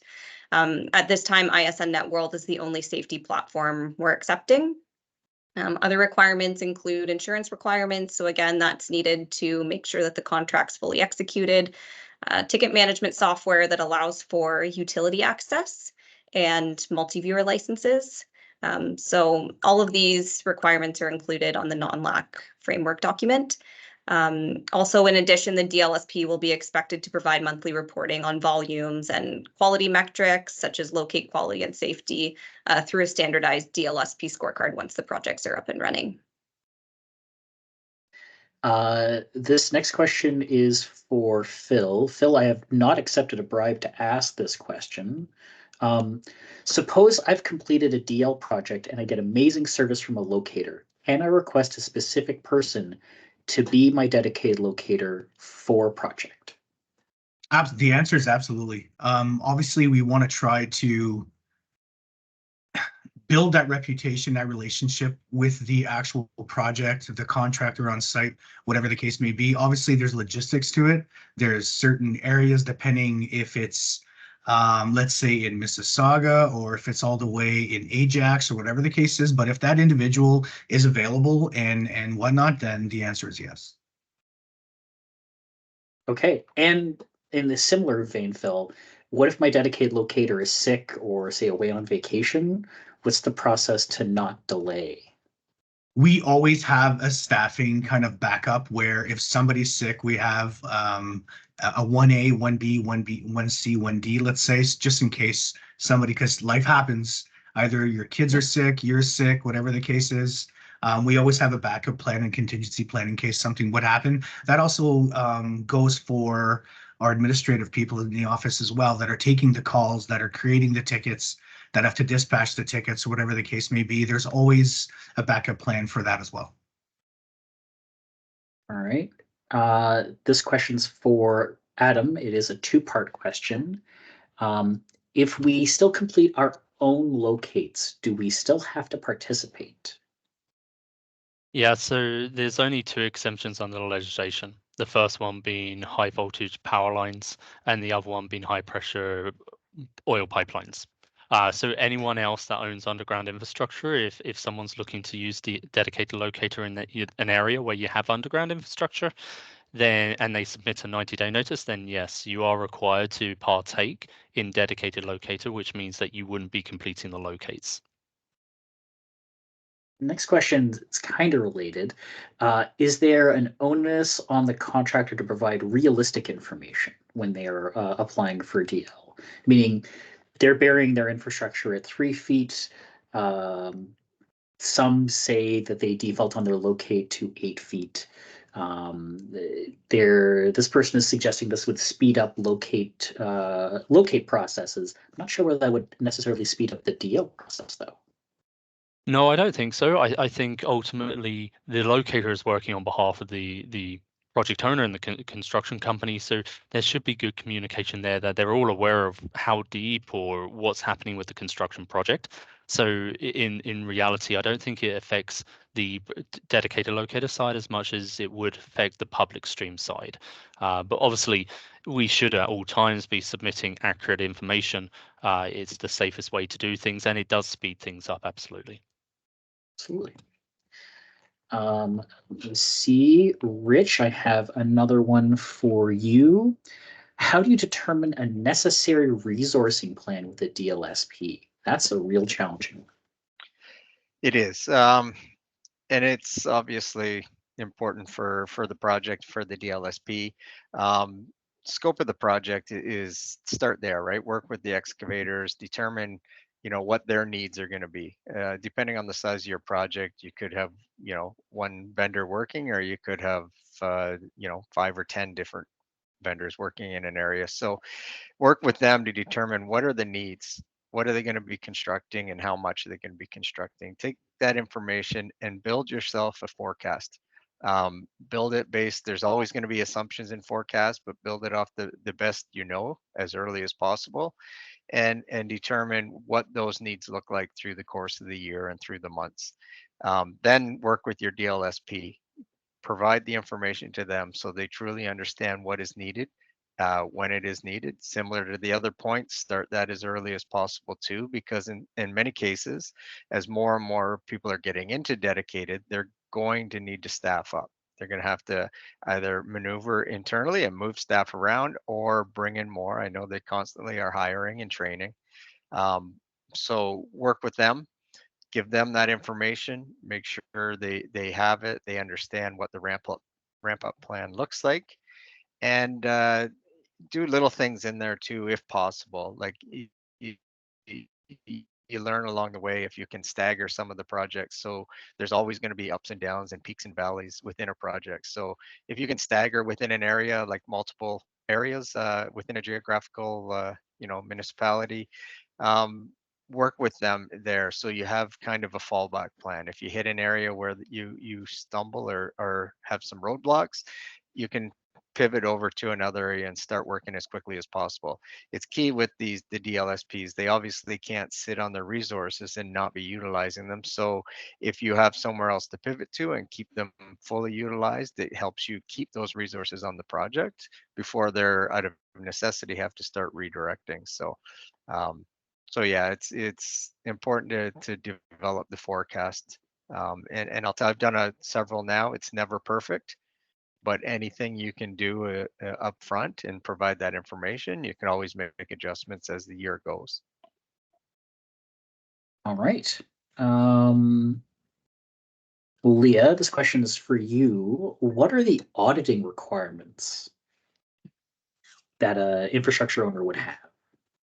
So that's a great question, Jeff, and one that I anticipated would maybe come up today. I know it's been a bit of a hot topic, and there is a lot of confusion around audit requirements right now. And to be honest, it's a process that we're looking at defining more clearly. But at the end of the day, we need to ensure we continue to deliver high quality locates. So you heard Adam speak before about updating the DL framework. Hydro One is actually going to be a part of that working group with Ontario One Call and other infrastructure tasked at reviewing that framework document and making updates based on more current requirements. As it currently stands, some high-risk infrastructure owners have set the benchmark at 100 tickets audited at 100% as a starting point. If results have met or exceeded our expectations, the frequency of audits would then transition to the standard outlined in the LAC framework document, which is based on the number of locates completed per month. So I do sympathize. This is a new process for everyone involved, and high-risk infrastructure owners such as ourselves are taking a more conservative approach to ensure, everyone's safety. That all being said, we do expect that the process will continue to evolve as we learn, and we do appreciate everyone's patience as we navigate through it. Thanks for the question. No problem. It makes a lot of sense too, taking a conservative approach when you're dealing with electricity. I would want to too. That's why I hired an electrician for my own house, right? We work in a very unforgiving environment, for sure. Yeah. Phil, this next question is for you.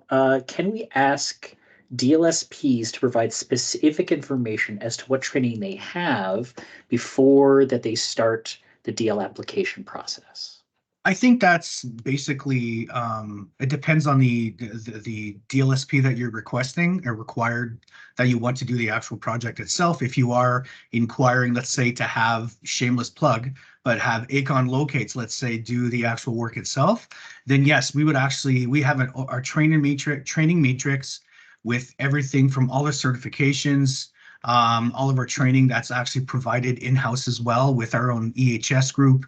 We have an auditing group as well internally that does perform audits on our own work so that we actually perform and actually could give all that information out to whoever would request it. All right. Adam, this next one's for you. This might be a series of questions, so strap in, if you will. Okay. How can a small underground infrastructure owner with no in-house legal or, quite frankly, other resources available deal with dedicated locator projects? How can they best prepare themselves for a dedicated locator? Yeah, absolutely. Although we wouldn't give legal advice, the dedicated locator team can definitely help out and steer people in the right direction. There are some template contracts out there that are available to use. And we can provide those template contracts. Again, this wasn't something that was created by OneCall, but was created by the industry. So it's a very good starting point. And we acknowledge and understand that it can be difficult for many entities, especially when you're on the smaller end, that it can be difficult to understand and set yourself up for success.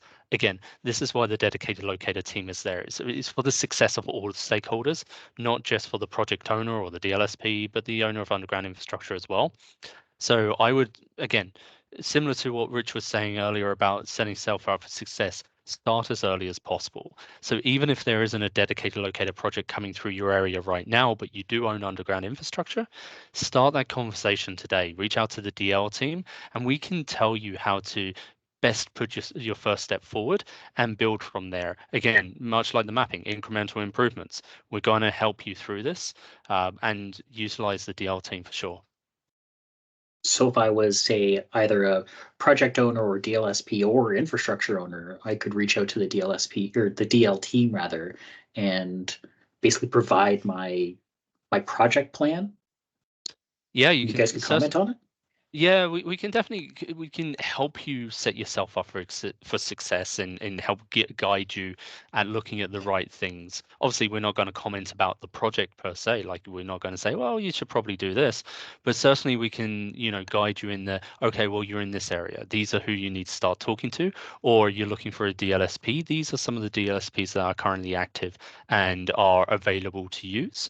And these are some of the people in the industry that you really should start speaking to today to get a little bit more knowledge. And of course, everyone has a number of questions, as we're seeing today with this panel. If people do have questions and specific questions, bring it to the team, and we can, again, help you and guide you in the right direction. There is a time when, obviously, we're not taking ownership over this, but it is something that you can use our resources and our experience that we've had with other people in a similar situation. Friends, I have a question that got submitted and I think is kind of excludes Adam, but could be answered by all three of you. So I'm going to sort of go around the circle and ask you basically the same question a few different times. Obviously, we all are looking in at the Ontario One Call system as we're working with it. So what would happen if one of your employees, and I'm going to start off with Rich, because furthest from Adam at this point on my screen. Rich, what would happen if one of your employees found a locate that should be dedicated locator but isn't in the dedicated locate system? What would your team do with that? Well, honestly, they'd probably call me. Okay. And then I would we'd look into it, look at the ticket, talk to the excavator, see what the ticket was for, to really understand it, if it should have been part of the project. If it is, it's a kind of a touchy one, I guess, in a way, because if it's already done or in progress, it's costly, right? If you start canceling, but the right thing to do would be to, if it should be in dedicated, would be to cancel that ticket and have the submitter resubmit it as a dedicated, from my perspective. Leah, what would you do? Or rather, what would Hydro One do? Yeah, so these would probably be brought to our attention by our LSPs. So we would look into it and we would reach out to the DL team, get their thoughts on it, and just open that line of communication. And if, you know, it is truly supposed to be a DL project, then just making sure it goes through that path. And Bill, I'm not sure whether Acon Locates has locator services outside of DL at the moment. But let's say you guys receive a locate on the public side, on the public locate ticket side, which should be in DL. What do you guys do? And that's a good question. We do have LAC contracts that are very minimal in the scope of work of the other LSPs that are out there, but we are locating on large transit projects like Crosslinks on Eglinton and also Mosaic on Finch. So this actually happens all the time where you have work that is kind of encroaching within the limits of the project itself, or it's within the project, just outside, encroaching the limits like I was explaining, and it gets kind of correlated and mixed in with a LAC ticket, let's say. Well, we also have the communication with, hey, this isn't part of our scope of work. So it's brought to our attention. So then we can either let the contractor know within the actual limits of the job itself and the project to actually call in the ticket under the dedicated model. And then we would then either, like Rich was saying, either cancel the ticket or whatever the case is. So we don't put a burden on the actual LAC provider as well.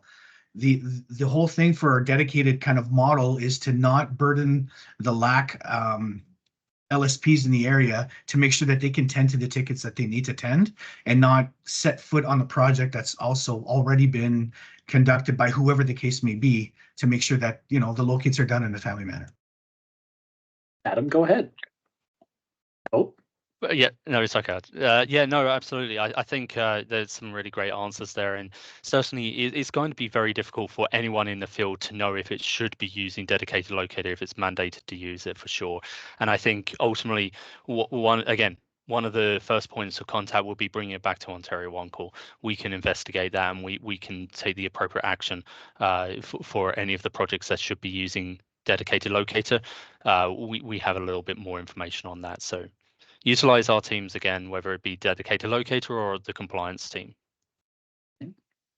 Bill, or sorry, Rich, rather, I think you had something you also Yeah, want to say? I was just going to say a couple extra things there. One, I do actually get once in a while a list from our damage prevention, our internal team, to say, hey, we see these tickets, should these not be in dedicated?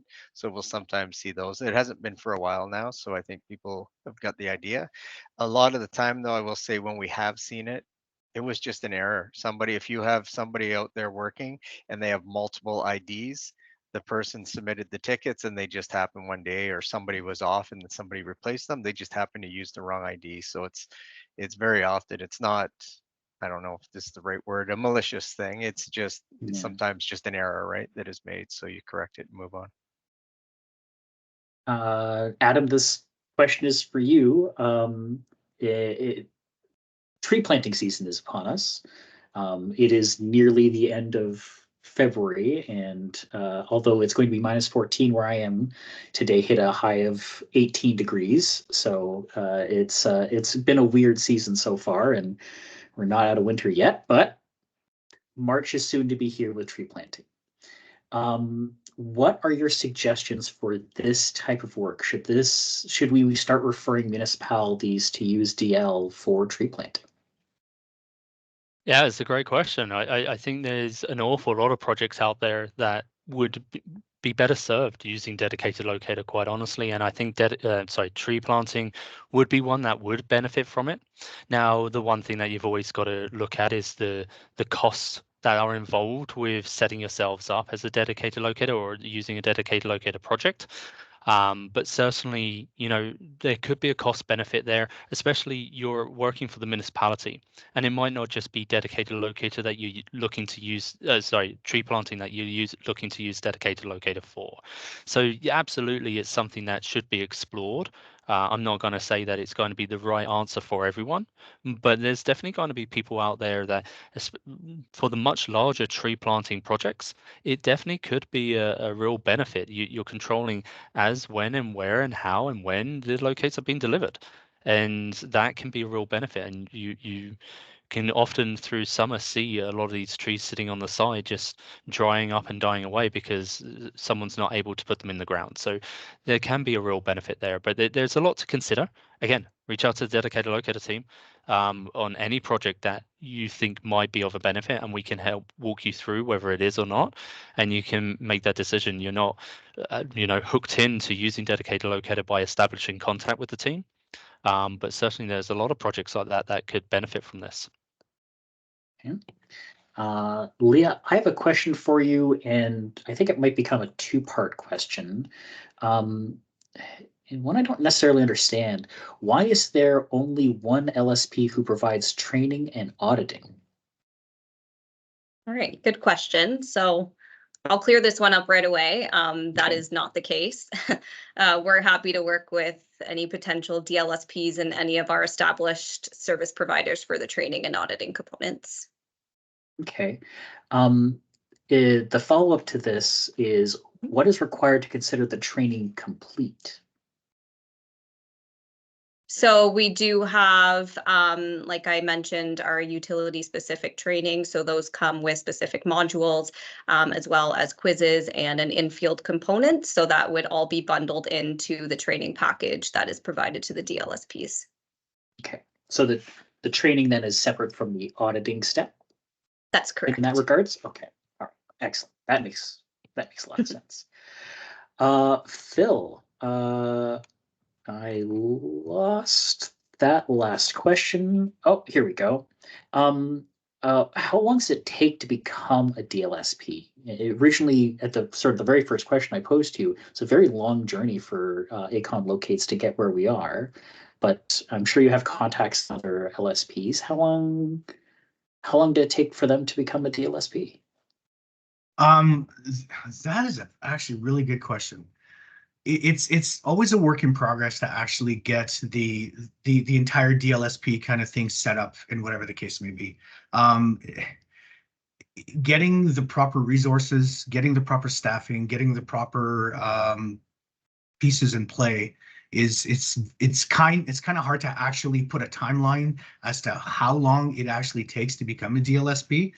It's with the experience that we've had in the past doing locates for countless years, but doing locates on our LAC side of things, and then now on our DLSP side, we've got certain other businesses that are coming into the actual play as well, that are new startups that want to become a DLSP, and I'm noticing they're more and being brought into either out in the Kincardine area, out north, up north, east, west, whatever the case may be. So that's really kind of a hard question to actually put a number to it. Leah, as an infrastructure owner, you often see a lot of these DLSPs putting in applications, I would assume. Mm-hmm. How would you be able to comment on that as well for length of time? Yeah, so I agree with Phil. It's really hard to put an exact time frame on it. It's going to be very circumstantial and dependent on the requirements that the DLSP already has completed when going into the initial conversations with the utilities. So, for example, have you already purchased your multi-viewer licenses? Do you already have a passing grade in ISN Net World? So, I mean, in theory, if the DLSP refers to the framework document and is a little bit more prepared when the project notice is submitted, the faster the process should move.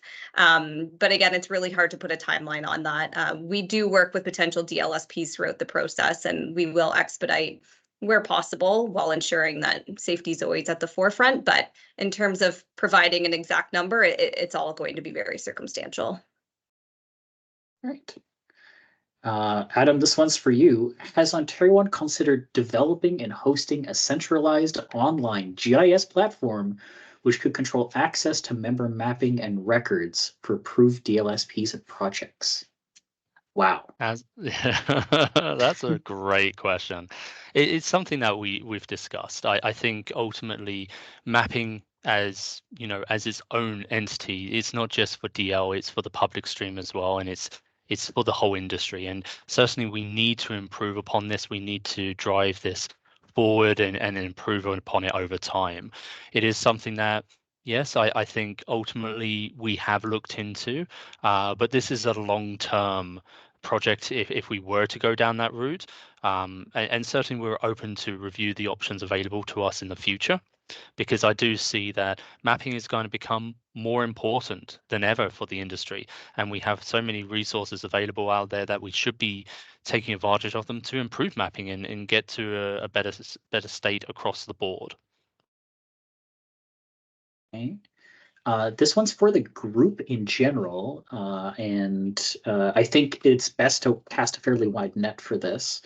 The question is, are there any examples of line strikes using dedicated locator, and what were the outcomes for the contractor, the dedicated locator, the project owner, and the underground infrastructure owner? I'm going to start off with Rich, mainly because I think he's puzzling away. Yeah, thanks. I mean, obviously, I believe there is, right? There has been errors and things happen in the field. I don't have data in front of me to say how significant it is, if it's a drastic improvement or not. But it does happen, and of course, at that point, there's the investigation side to find out where and when and why, right? Was it a locator issue? Something was missed, or was it the locate was just not followed? What has happened out there? So, I mean, yes, it does happen. I truly believe that there are improvements with the dedicated project on damages and that such. But yeah, I kind of default to the others who may dive more into this when it does happen. Okay. Leah, any anecdotes you'd like to share or can share? So similar to Rich, we have had strikes using DL. We treat them the same as our public load damages. So we would go to site, investigate, determine who's at fault, what the root cause was, and proceed from there. So I don't have the data in front of me either to really share more than that, but we have had line strikes, and how we handle them is really dependent on what the circumstances were around the damage. Before I go over to Phil, those obviously are going to get reported into dirt, right? Absolutely. Awesome. Phil, care to incriminate yourself? No, I'm kidding. But any anecdotes from the field you'd like to share? Well, when something like this happens, actually, we I will speak as ACON individually. We have an EHS team. So our safety team goes out and does an actual investigation on the actual damage itself. Now, either it's locator error, it can be excavation error, it can be a multitude of things as well. We also conduct one ourselves as a locates group. We gather the data, and then we kind of have a conversation about it to see what did we come up with? What's the root cause? How can we prevent it from happening again? And then also we have our monthly meetings as well, where we do bring up these damages when they do occur. And, then there's kind of a certain set of circumstances and rules and regulations that we follow as well to make sure that we're actually holding up our part of the bargain for the utilities that see us as a DLSP, so that we can strengthen our relationship as well. So it's getting those audits done. We do get audits done on our locators as well. If there is a damage that happens, and unfortunately it is our error, then we do audits on that individual to make sure that it's not a trend. It's to see what the root cause was. Were they having a bad day? What day of the week was it? Just certain circumstances like that to make sure that we get to the root cause of it. full disclosure for those of us who are on the call and for our panelists, I am actually a former ACON employee, and one of the things I admired about working at ACON was that we had basically the same procedure for a near miss as for any line strike that we had, where we would go through an investigation internally and then talk about what was found in a very public way, so that not necessarily to shame the people involved, but to understand and learn from it so that we wouldn't have it happen at other crews. It was very, very effective and something that I've been preaching to the industry for a long time. I guess the last person for this would be Adam. Any anecdotes about line strikes you would like to add? So it's not something that we hear of that often, although I'm sure it does happen out there. What we do continue to hear is the narrative that we do believe that there are benefits, safety benefits at that, by using dedicated locator. It's something that as an industry we need to understand more. We need to be gathering this data. We need to, perhaps even introduce it to areas like dirt. These are things that we have to improve upon so that we can understand whether this is of a benefit or not. If it's not a benefit, then perhaps that's a conversation we have to have. But certainly it's something that we need to understand, and we need to be collecting this data. And I challenge the industry to be doing that as best they can and feed it into us, so that we can take that and we can understand and drive safety forward. That ultimately that's why we are all here. And I think that's a fairly good spot to leave us. We're at 2:56. We have about 4 minutes left. I would like to offer the panelists any closing comments they wish to, starting with Adam. So yeah, absolutely. I think it's been a really great discussion. I think it's really important that we continue to have these conversations. I'd like to thank the rest of the panelists for showing up today. I know it's quite a something time to give and an effort to give to us, and we really do appreciate that. It's something that is really important, and I think everyone on this panel as well would agree that it's something that really is helping the industry. Is it the ultimate answer? No, but is it something that's driving us in the right direction? I truly believe that it is. And again, as with all of the damage prevention industry, communication is the key to us moving forward in a unified way.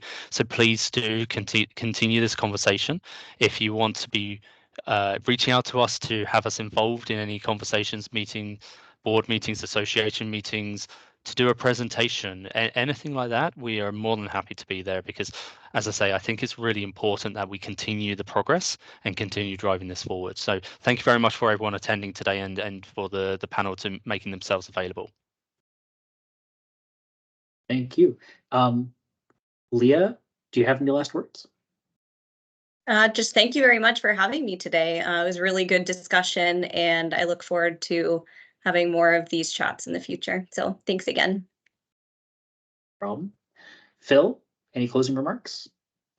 Just kind of to echo what Leah was saying, thank you very much for having me, including us into the discussions here, and kind of to touch what Adam was saying as well, the communication and to opening up the discussion. Like you said, this isn't the answer. It's the piece of the puzzle that can hopefully make this all better, so that we can prevent damages from happening to utilities and contractors can be happy and get their paperwork to do their excavation.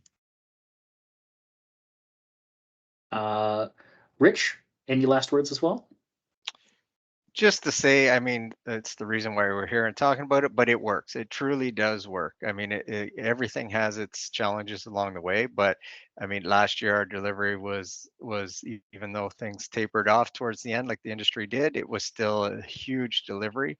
We did millions of meters of locates in the dedicated world last year, and it never would have happened without this model. Like it's if to try to deliver that prior to this would have I probably wouldn't be here. Let's just say that. That's fair. We like you being around. Thank you very much, everyone, for your attention today. Adam, I think, has our last final closing remarks, and then I think we'll be closing. Yeah, thanks, Jeff. So yeah, again, just a big thank you for everyone showing up today. It's really great to see the support that we're seeing from the industry. Again, let's keep the conversation going. Thank you very much for attending, and thank you for the board for attending and showing your support. to our team and to Ontario One Call as a whole. So thank you very much, and yeah, let's keep this conversation going. Thank you very much for attending. Bye. Thank you. Thank you.